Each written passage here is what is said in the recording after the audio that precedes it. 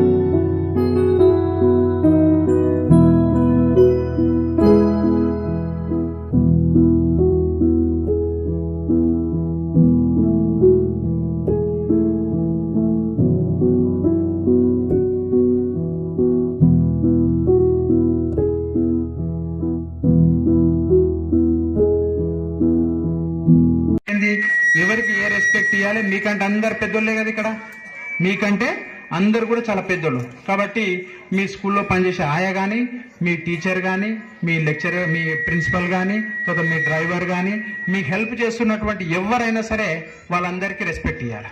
Compare చేస్తుంటారు చాలా మంది. నేను చూసిన, నేను పేరెంట్స్ని మార్కులతోటి కంపేర్ చేస్తారు. వాళ్ళకి ఇన్ని మార్కులు వచ్చినాయి, మీకు ఇన్ని మార్కులు వచ్చినాయి. అప్పుడే ఎల్కేజీ, యూకేజీ, థర్డ్ క్లాస్ పిల్లలు ఏం చదువుతారు?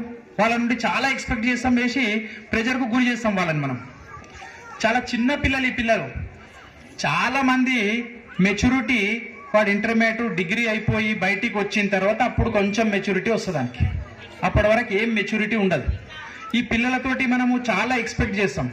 అంత ఎక్స్పెక్టేషన్ ఉండొద్దు, కానీ వాళ్ళకి ఫస్ట్ డిసిప్లిన్ నేర్పియాలి. యాజ్ ఏ పేరెంట్స్గా మన రెస్పాన్సిబిలిటీస్ ఏంటంటే వాళ్ళకి ఫోన్ ఇవ్వద్దు. ఒకటి పేరెంట్స్కి చెప్తున్న ఈ మాటలు, phone at any cost phone ఇవ్వద్దు.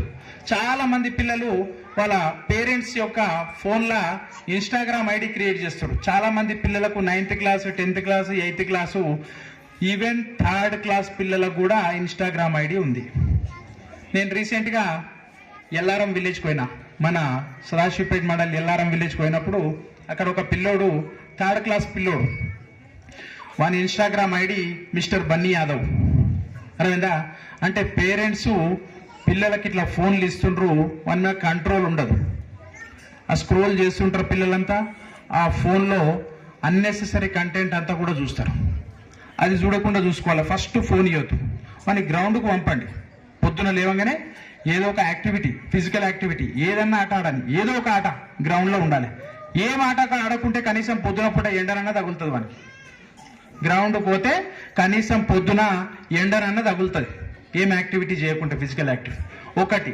తర్వాత సెకండ్ థింగ్ ఏంటంటే, పేరెంట్స్ కొందరు ఇంట్లోనే పిల్లల ముంగల కొట్లాడతారు, గొడవ పడతారు. వాడు అది నేర్చుకుంటాడు, ఇంట్లోకి వెళ్ళి మాట్లాడతారు. ఇంట్లో నేర్చుకుంటాడు, బయట వచ్చి మాట్లాడతాడు. పేరెంట్స్ ఇంట్లో ఉన్నప్పుడు పిల్లల ముందర గొడవ పడడము, బూతు మాటలు మాట్లాడడము అట్లాంటివి చేస్తే వాడు అవే నేర్చుకుంటాడు. అరేదా ఫస్ట్. ఇంకోటి, చాలా మంది పిల్లలు మనం ఊర్లోకి పోతాం, హాలిడేస్ వచ్చినప్పుడు. పోయినప్పుడు కనీసం మనకి మర్రి చెట్లు ఎట్లుంటుంది, జొన్న పంట ఎట్లా వండుతుంది, వరి పంట ఎట్లా వండుతుంది, ఇవన్నీ నేర్పాలి. చాలా పిల్లలకి తెలియదు ఇవన్నీ. నేను ప్రాక్టికల్గా చూసిన.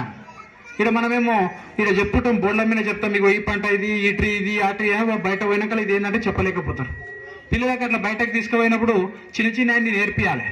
మళ్ళా తాత ఎవరు, అమ్మమ్మ ఎవరు, కాకలు ఎవరు, పెదనాయన ఎవరు, ఈ రిలేషన్స్ అన్ని కూడా చాలా మంది పిల్లలంతా కూడా మర్చిపోతున్నారు. అవన్నీ మర్చిపోయేటట్లు పేరెంట్స్ కూడా దీన్ని, కొందరు పేరెంట్స్ కూడా అట్లా ఎంకరేజ్ చేస్తారు. అంత సెల్ఫ్గా ఇదైపోయి వాళ్ళే చూసుకోవడము, ఏ రిలేషన్స్కి ఇంపార్టెన్స్ ఇవ్వకపోవడం, అట్లాంటిదంతా కూడా చేస్తుంటారు. కాబట్టి ఫస్ట్ పేరెంట్స్ ఎవరైతే ఉంటారో మన ఇంటి నుండే డిసిప్లిన్ స్టార్ట్ అవుతుంది. కాబట్టి మన ఇంట్లో మనం పర్ఫెక్ట్ ఉంటే అన్నీ అబ్జర్వ్ చేస్తారు. పిల్లలకు తెలియదని అనుకుంటే మన భ్రమది.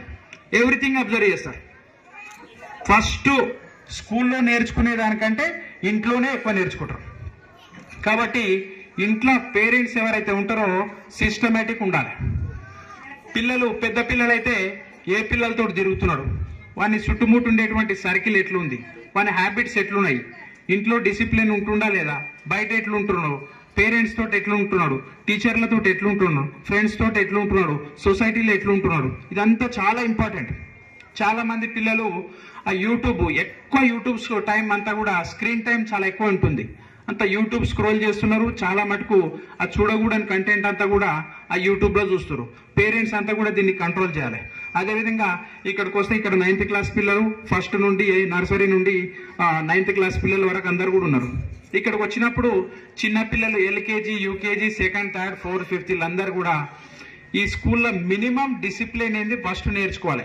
చదువు తర్వాత అదే వస్తుంది, చదువు అంతా అదే వస్తుంది. ఇంకోటి ఏంటంటే, ఈ బుక్కులలో మనం నేర్చుకుంటున్నటువంటి పాఠాలు మన జీవితంలో ఎట్లా యూజ్ అవుతాయి, ఏ విధంగా పనికొస్తాయి, ఆ పాఠాలు మనకు జీవిత పాఠాలు నేర్చుకోవాలి.